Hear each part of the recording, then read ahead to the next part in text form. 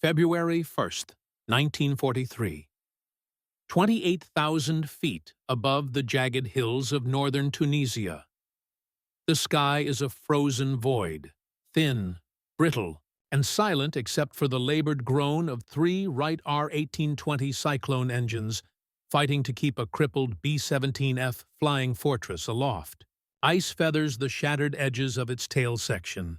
Rivets pop like distant gunfire as the fuselage flexes under stress it was never meant to endure. Below, the Mediterranean glints like shattered glass. Above, the formation has vanished, scattered by flak, fighters, and fate. Inside the cockpit, Lieutenant Kendrick Bragg grips the yoke with numb fingers. His breath clouds in the unheated cabin.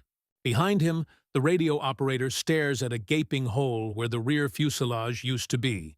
Exposed ribs, severed control cables, and the wind howling through what remains of the aircraft's spine. The plane should have broken apart minutes ago. By every law of aerodynamics, it's already dead. Yet it flies. Not because of miracles, not because of luck, but because, days earlier, in a sun-baked desert hangar at Biskra Airfield, a crew chief named Staff Sergeant Earl Duke Richardson had spent 36 sleepless hours welding, bolting, and jury-rigging a replacement engine from the carcasses of two wrecked B-17s. He called it his Junkyard engine. The pilots called it Salvation. Now, that engine, salvaged, suspect, and sputtering, is the only thing standing between 9 men and oblivion. And it's holding. By early 1943, the United States Army Air Forces were locked in a high-stakes gamble over the skies of Europe and North Africa. The doctrine was clear, unyielding, and born of pre-war optimism. Precision, daylight bombing, executed by heavily armed, self-defending bomber formations, could cripple Nazi Germany's war machine without the need for long-range fighter escorts. At the heart of this strategy stood the Boeing B-17 Flying Fortress, a gleaming symbol of American industrial might and technological confidence. First flown in 1935, the B-17 had evolved through multiple variants by the time U.S. forces landed in North Africa during Operation Torch in November 1942. The latest model, the B-17F, boasted improved armor, more powerful engines, and a redesigned nose for better visibility.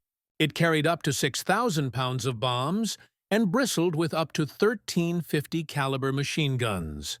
To planners in Washington and London, it seemed invincible, a flying battleship that could absorb punishment and still deliver its payload with surgical accuracy.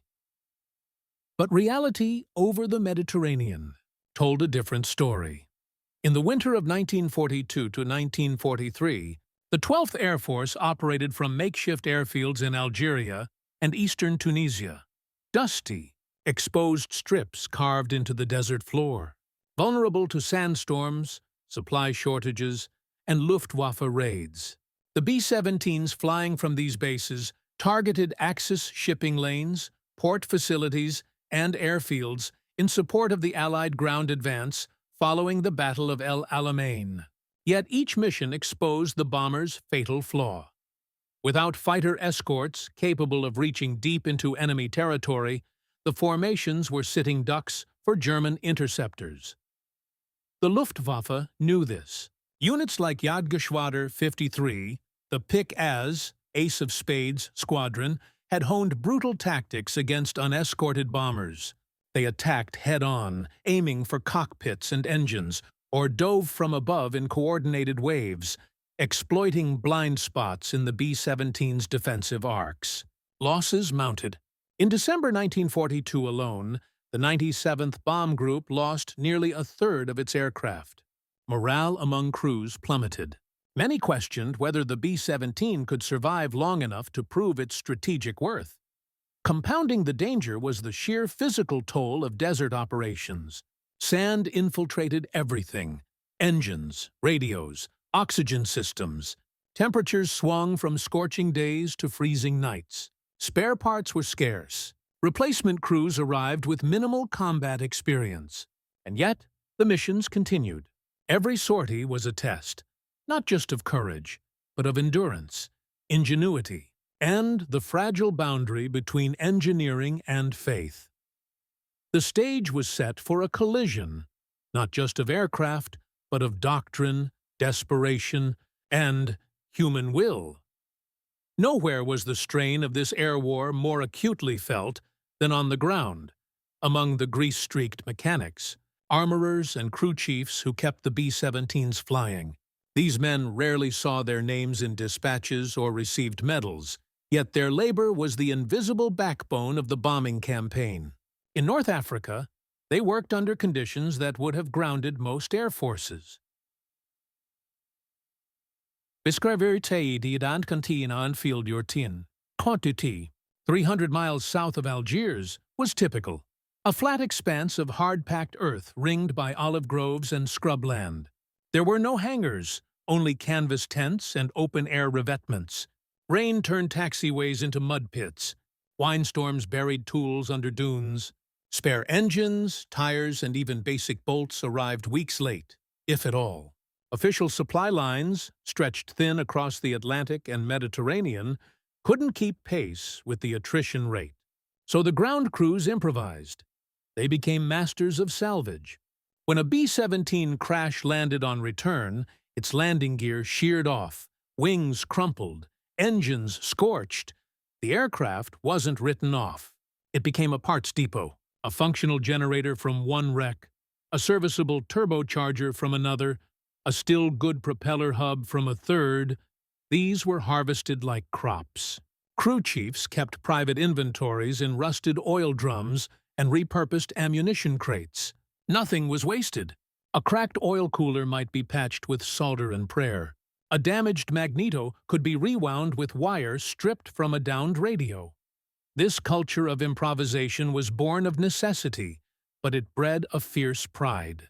Men like Staff Sergeant Earl Richardson, nicknamed Duke for his calm demeanor under pressure, didn't just maintain aircraft, they rebuilt them from memory and instinct.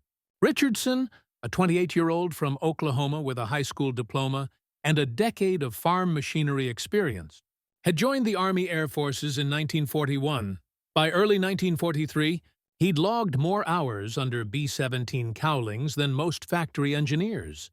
He knew the Cyclone engine's every rattle, hiss, and hesitation.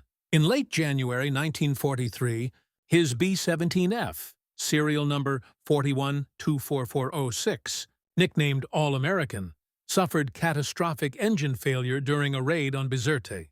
The number 3 engine seized mid-flight, forcing an emergency return. Back at Biskra, inspection revealed cracked cylinders and a warped crankcase.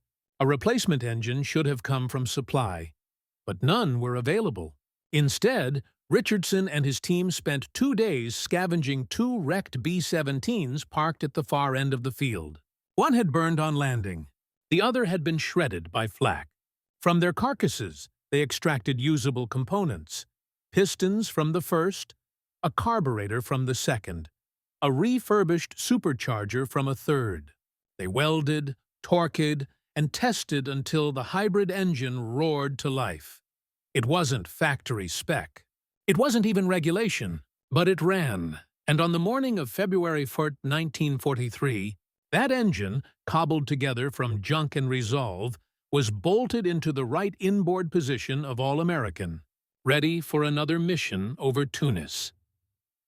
The bomber rolled onto the runway under a pale winter sun, its crew unaware that their lives would soon depend not on armor or altitude, but on the quiet craftsmanship of a mechanic who believed a plane could be more than the sum of its parts. The 9 men aboard All-American on February 1, 1943, were not seasoned veterans. Most had flown fewer than a dozen combat missions. Pilot Lieutenant Kendrick R. Bragg, just 24, was a Texan with a steady hand and a reputation for calm under fire. His co-pilot, Lieutenant William W. Bill Hatton, had trained as a mathematics teacher before the war. Navigator Lieutenant Robert L. Bob Johnson kept meticulous logs. Bombardier Lieutenant Charles E. Chuck Moore had once dreamed of flying commercial airliners. The gunners, Sergeants John H. Jack Davis, James R. Jimmy Collins, and others, were farm boys, factory workers, and city kids, now entrusted with defending their fragile home in the sky. They trusted their aircraft. More than that, they trusted each other. In the claustrophobic confines of the B-17, survival depended on seamless coordination. A missed radio call, a jammed turret, a delayed bomb release. Any small error could doom them all. They ate together, slept in shared tents, and carried each other's letters home. This bond would be tested beyond measure that day over Tunisia. Tactical angle. The peril of unescorted daylight bombing. The mission on February 1st was textbook and tragically vulnerable. All-American was part of a 24-plane formation from the 97th Bomb Group, targeting the docks and shipping facilities in Tunis, a critical Axis supply hub. Flying at 28,000 feet in tight combat box formation, the B-17s relied on mutual defensive fire to deter fighters. But without P-38 Lightnings or Spitfires to escort them beyond the coast, they entered enemy airspace alone. The Luftwaffe exploited this weakness ruthlessly. Pilots of JG-53, flying Messerschmitt Bf-109G4S, had learned to attack from the front, where the B-17's forward firepower was weakest, and to target engines and control surfaces. They often made multiple passes, wearing down gunners and forcing pilots to break formation. On this day, the Germans were waiting. As the formation approached the Tunisian coast, radar stations alerted interceptors. Within minutes, black specks appeared on the horizon, growing, diving, closing fast. The B-17 gunners opened fire, tracers streaking into the blue. Flak burst below, shaking the formation like thunder. Then came the collision. Not from flak, not from a direct hit, but from chaos itself. In the swirling melee of evasive maneuvers and fighter attacks, a Bf-109, possibly damaged or out of control, slammed into the rear of All-American at nearly 300 miles per hour. The impact sheared off the left horizontal stabilizer, tore through the fuselage just aft of the waist gun positions, and ripped away the rudder's lower half. The German pilot, likely killed instantly, vanished in a cloud of smoke and debris. But All-American, miraculously, did not explode. It did not spin. It did not disintegrate. It kept flying, and in that moment, the human and tactical angles converged. 9 lives now hung not on doctrine or formation discipline, but on the raw will to survive, and the unseen work of a mechanic whose junkyard engine was still turning, steady and strong, on the right wing. The B-17 earned its Flying Fortress nickname not just for its armament, but for its remarkable structural resilience. Its airframe was built around a rugged internal skeleton of aluminum alloy spars and frames, designed to absorb battle damage that would cripple lesser aircraft. Redundant systems, dual hydraulic lines, multiple electrical circuits, and independent engine controls allowed it to limp home with missing panels, shattered windows, or even partial tail loss. Yet the B-17F had vulnerabilities. Its early war engines, the Wright R-1820-97 Cyclones, were powerful but temperamental, prone to overheating and oil leaks under sustained high-altitude operation. Turbo superchargers, critical for performance above 20,000 feet, were delicate and often failed without warning. And while the airframe could endure punishment, catastrophic damage to the tail or rear fuselage threatened directional stability. A plane without a functional rudder or elevators could not be controlled. What saved All-American was not just robust design, but the specific nature of the collision. The Bf-109 struck diagonally from above and behind, slicing through non-load-bearing sections of the rear fuselage. The main wing spars, center fuselage, and forward control systems remained intact. Crucially, all four engines kept running, though the number 3 engine, the one Richardson had rebuilt, began showing signs of stress from the violent maneuvering.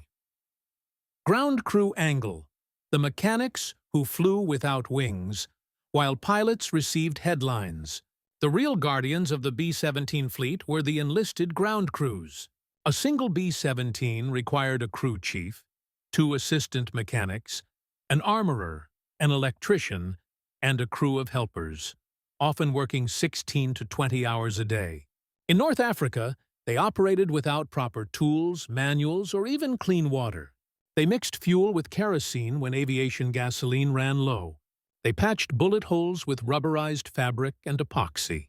They tested engines by ear, listening for the faintest knock that might mean disaster at altitude. Staff Sergeant Earl Richardson epitomized this ethos. He didn't just fix planes, he knew them. He could diagnose an engine misfire by the sound of its exhaust, adjust mixture settings by the color of the exhaust flame, and predict a magneto failure before it happened. When he rebuilt the number 3 engine for All-American, he didn't just swap parts, he balanced the assembly by hand, checked valve clearances with feeler gauges worn thin, and ran it through 3 full-power ground tests. He signed the logbook with a single word: operational. That engine, born of wreckage and will, would now be pushed beyond any test Richardson could have imagined. Enemy angle: JG-53, and the Luftwaffe's desperation. By early 1943, the Luftwaffe in North Africa was fighting a losing battle, but it fought with ferocity. Jagdgeschwader 53, based near Tunis, was one of the most experienced fighter wings in the German Air Force. Its pilots had flown in Poland, France, the Eastern Front, and now the desert. Many were aces. All were hardened by attrition. They viewed the B-17s not as invincible fortresses, but as slow, predictable targets. Their tactics emphasized aggression and precision. Head-on passes disrupted bombing accuracy. Attacks on the rear fuselage disabled gunners and controls. On February 1st, the pilots of JG-53 were likely flying under orders to inflict maximum damage before Allied advances forced their withdrawal from Tunisia. Those Bf-109 that collided with All-American may have been piloted by Oberleutnant Hans Assi Hahn, a decorated ace with over 100 victories, or it may have been a younger pilot caught in the chaos of a turning dogfight. Either way, his death was instantaneous, but his impact would echo far beyond that moment. It created a wound so severe that only a combination of engineering redundancy, pilot skill, and ground crew ingenuity could overcome it. As All-American drifted away from the formation, trailing smoke and shredded metal, the battle below faded into silence. The real fight, the fight to stay airborne, had just begun. February 1st, 1943, 11:47 a.m. local time.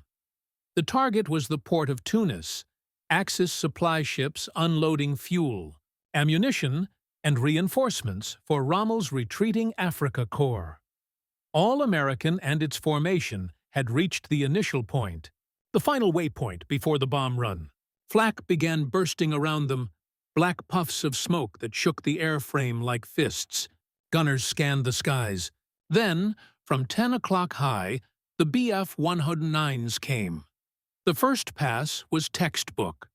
4 Messerschmitts diving in from the front, guns flashing. Tracers stitched the sky. 1 B-17 peeled away, smoke trailing from its left wing. Then came the second wave, lower, faster, more chaotic. In the confusion, as All-American banked hard to avoid a burst of flak, the collision occurred. There was no explosion, only a sickening crunch, a shudder that ran through the entire airframe, and a sudden, violent yaw to the left. In the cockpit, Bragg felt the yoke jerk in his hands. Alarms blared. The intercom erupted with shouts. "Tail's gone! We're hit aft!" There's a hole big enough to walk through. Lieutenant Hatton, the co-pilot, twisted in his seat. Through the shattered rear canopy, he saw it. The entire left side of the tailplane sheared off. The rudder hung by a few twisted hinges. Below the waist gun positions, the fuselage was open to the sky. A jagged 15-foot gash exposing wiring, oxygen lines, and the skeletal ribs of the airframe. Miraculously, both waist gunners were alive, though dazed and bleeding from shrapnel wounds. Bragg's first instinct was to abort the bomb run, but with the formation already over the target, he made a split-second decision: release the bombs and turn for home. At 11:52 a.m., All-American dropped its payload, 8 600-pound general-purpose bombs, on the docks below. Then, alone and wounded, it began its long, precarious journey back to Biskra. The immediate danger wasn't just structural, it was aerodynamic. With the tail compromised, the aircraft became directionally unstable. Every gust of wind threatened to send it into a spin. The elevators responded sluggishly. The rudder was nearly useless. Worse, the violent evasive maneuvers had strained the rebuilt R-3 engine. Oil pressure dropped. Cylinder head temperatures climbed. In the cockpit, Bragg and Hatton worked in grim silence. They reduced power on the right engines to counteract the leftward yaw. They used differential throttle, more power on the left, less on the right, to simulate rudder input. It was a technique taught in emergency manuals, but rarely practiced at 28,000 feet over enemy territory. Behind them, the crew struggled to assess the damage. The radio operator tried to send a mayday, but the antenna had been torn away. The navigator plotted a course using dead reckoning and a handheld compass. The flight engineer monitored engine gauges, his eyes fixed on the 33 engine's flickering readings. If it failed now, they'd lose all control. Outside, the sky emptied. The rest of the formation had pressed on. Below, the Tunisian coastline receded. Ahead, 200 miles of hostile airspace, mountainous terrain, and thinning oxygen. And one question hanging in the frozen air: could a plane with half a tail and a junkyard engine make it home? For the next 90 minutes, All-American existed in a liminal space, neither crashing nor flying, but enduring. The cold deepened. Frost formed on the inside of the cockpit glass. Oxygen masks hissed, but the system was compromised. 2 crewmen began showing signs of hypoxia: slurred speech, confusion, dizziness. Bragg ordered them to share masks, rotating every few minutes. The real crisis came at 12:20 p.m. The number 3 engine, the one Richardson had rebuilt from salvaged parts, began to cough. Black smoke curled from its exhaust. Oil pressure plummeted to 20 psi, well below the safe minimum of 40. Flight Engineer Sergeant Jack Davis reached for the feathering switch. If the engine seized, the asymmetric drag could flip the bomber into an unrecoverable roll. "Don't feather it yet," Bragg said, his voice low but firm. "If we lose that engine, we lose directional control." It was a gamble. A seized engine could tear itself apart, sending shrapnel through the wing. But keeping it running, limping, smoking, unstable, might be their only chance. Davis monitored it like a bomb with a ticking fuse. Meanwhile, the airframe groaned under stress. Without a functional tail, the B-17 couldn't maintain straight flight. Bragg had to constantly adjust the throttles, left engines at 60%, right at 45%, to keep the nose pointed toward Algeria. His arms ached. Sweat froze on his brow. Hatton took over for 10-minute intervals, but the workload was relentless. There was no autopilot, no hydraulic assist, just muscle, will, and the faint hum of 3.5 engines holding the sky together. At 12:45 p.m., they crossed the Tunisian-Algerian border. Relief was brief. Now came the Atlas Mountains, peaks rising to 7,000 feet, hidden beneath cloud layers. Descending too early risked collision. Staying high risked engine failure from thin air. Bragg chose a middle path, a slow, controlled descent at 500 feet per minute, keeping just enough altitude to clear the ridgelines. Back at Biskra, the control tower had received no word. All American was listed as missing in action. Ground crews assumed the worst. But then, at 1:10 p.m., a radar operator spotted a single blip. Slow, erratic, but unmistakably a B-17 heading southeast. In the air, the crew saw the desert below. Sand, scrub, and then the faint outline of their airfield. Hope surged, but danger remained. Landing a B-17 required precise speed control, functioning flaps, and a stable glide path. None of those existed. The flaps were inoperative, cables severed in the collision.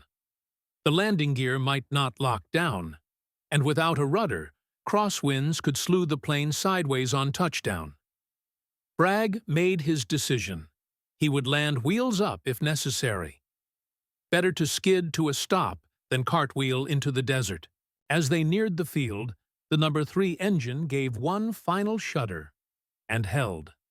Richardson's Junkyard creation, stressed beyond design limits, had not failed. It had carried them home. Now, all that remained was to touch the earth without dying. February 1st, 1943. 1:32 p.m. All-American touched down on runway 17 at Biskra Airfield, not with a roar, but with a groan, a long, scraping sigh of metal on earth. Bragg had cut all engines just before touchdown, relying on momentum and prayer. The landing gear, miraculously, held.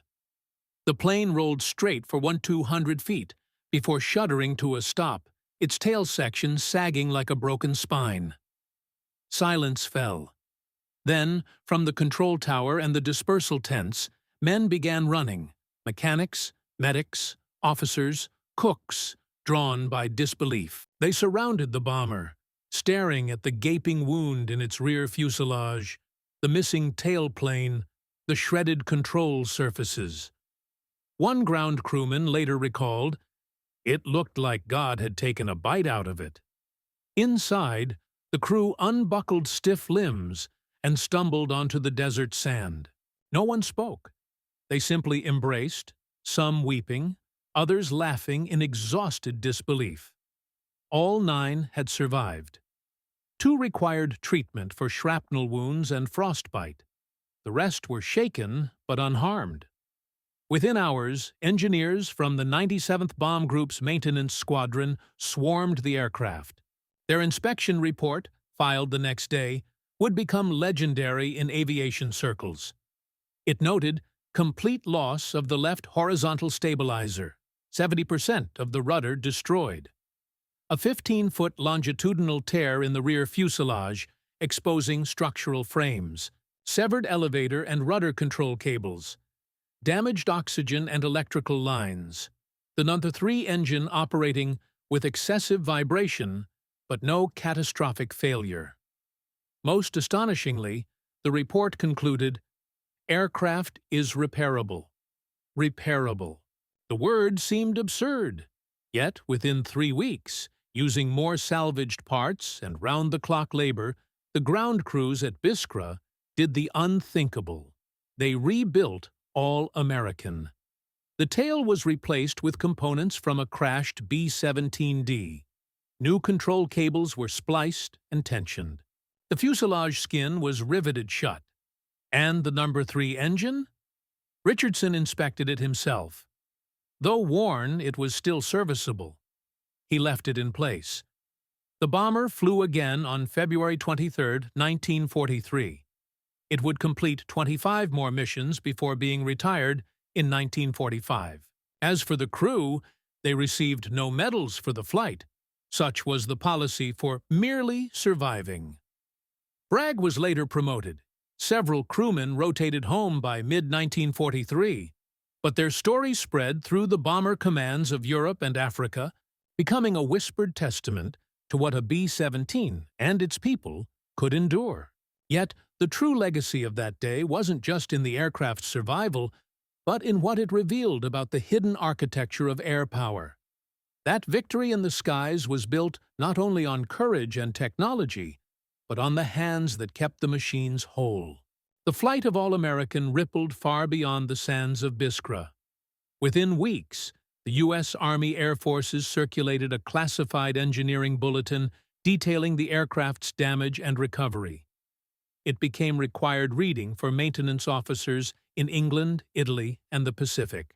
The report emphasized two key lessons. First, the B-17's airframe possessed extraordinary tolerance for asymmetric damage. Second, ground crew's ability to improvise repairs was not just valuable, it was mission-critical. This realization accelerated changes already underway. By mid-1943, the Air Forces began formalizing cannibalization protocols, standardized procedures for salvaging parts from wrecked aircraft. Mobile repair units were equipped with welding kits, engine hoists, and spare component kits. Crew chiefs received expanded authority to approve non-standard repairs. The culture of improvisation, once born of desperation, was now institutionalized. The incident also reinforced confidence in the B-17 at a pivotal moment. In spring 1943, the 8th Air Force was preparing for the deep penetration raids into Germany that would define the strategic bombing campaign. Skeptics in Washington questioned whether unescorted bombers could survive. But stories like All-Americans, alongside hard data on structural resilience, helped convince planners to press on, even at great cost, until long-range fighters like the P-51 Mustang arrived in 1944. For the Luftwaffe, the event was a minor footnote.